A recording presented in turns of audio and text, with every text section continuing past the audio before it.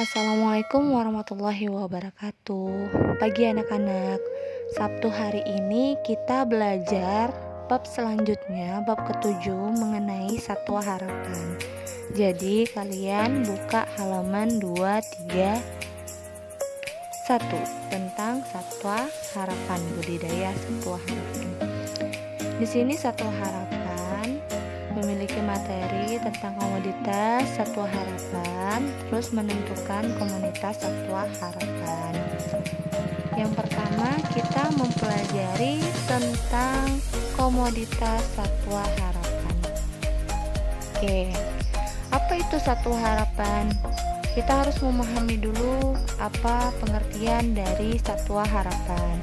Jadi budidaya Satwa Harapan merupakan hal baru yang belum dikenal oleh masyarakat secara luas.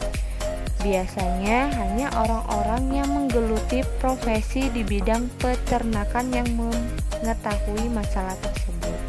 Jadi, Satwa Harapan dapat didefinisikan sebagai binatang atau satwa selain binatang yang sudah bisa dipelihara atau diternakan, dan diharapkan apabila diusahakan dapat menghasilkan bahan dan jasa seperti ternak.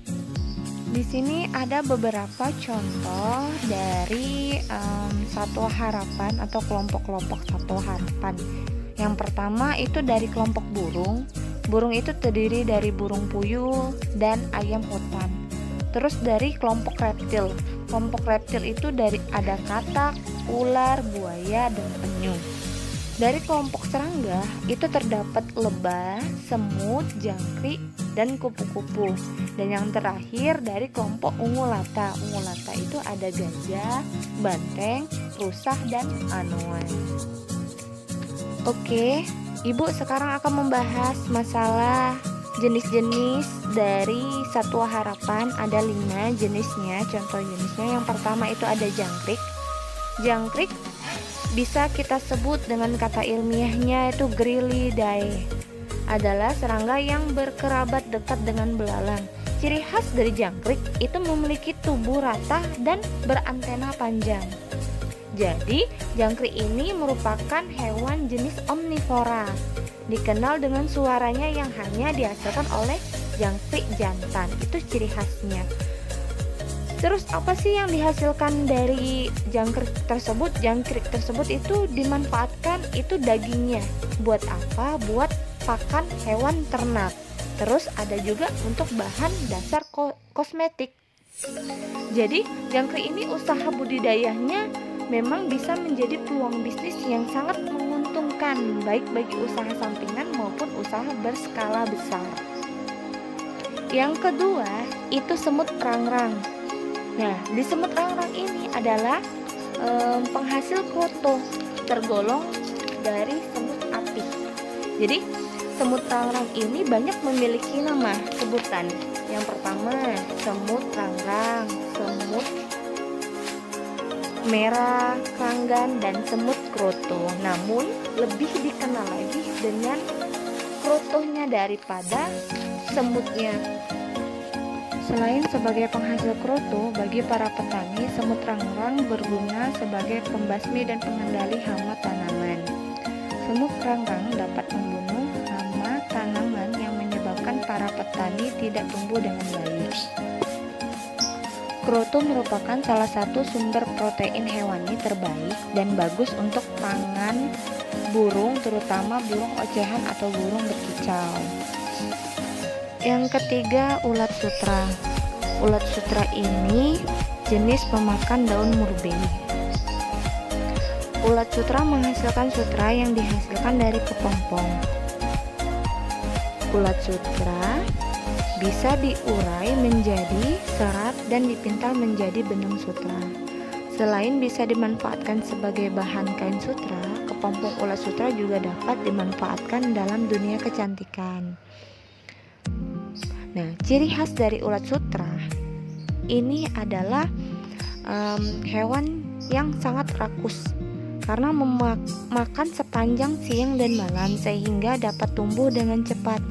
Apabila warna kepalanya sudah menjadi semakin gelap, ulat sutra akan segera berganti kulit atau cangkang.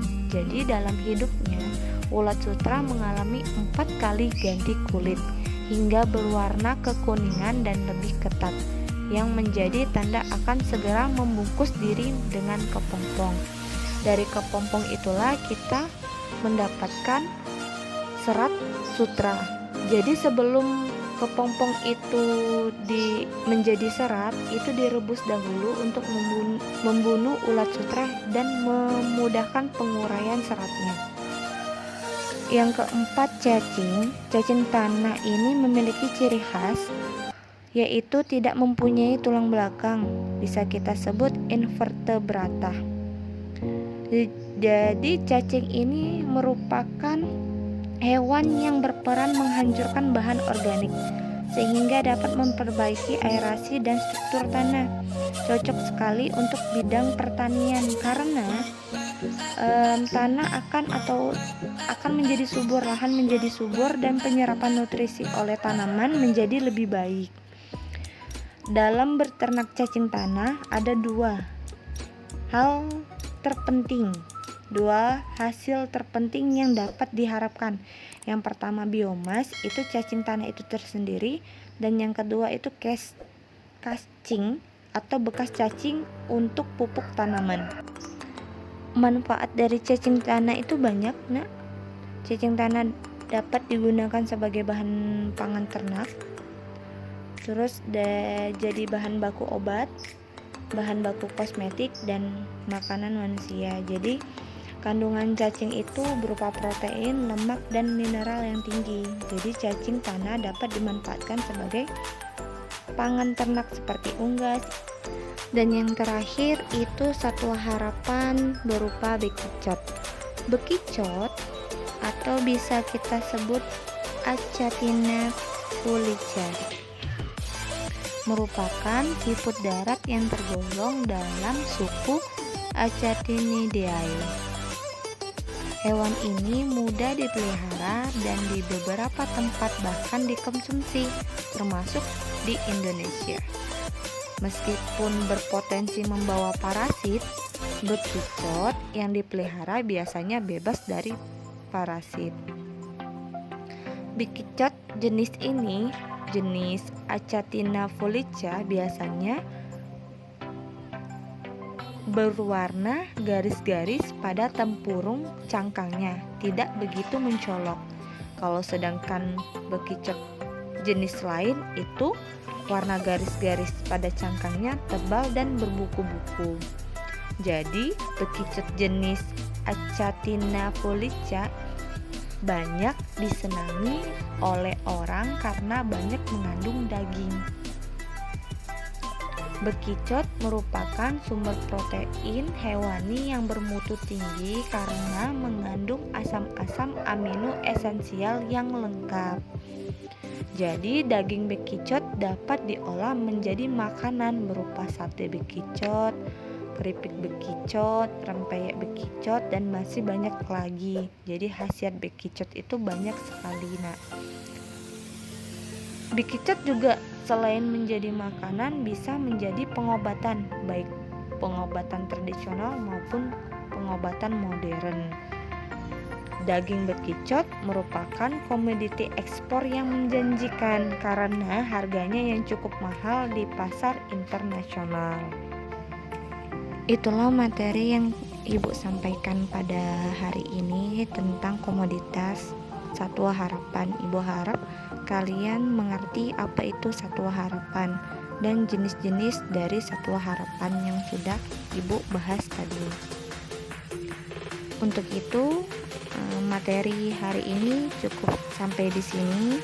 Minggu depan kita lanjut kembali dengan dengan materi yang sama. Ibu akhiri, wassalamualaikum warahmatullahi wabarakatuh.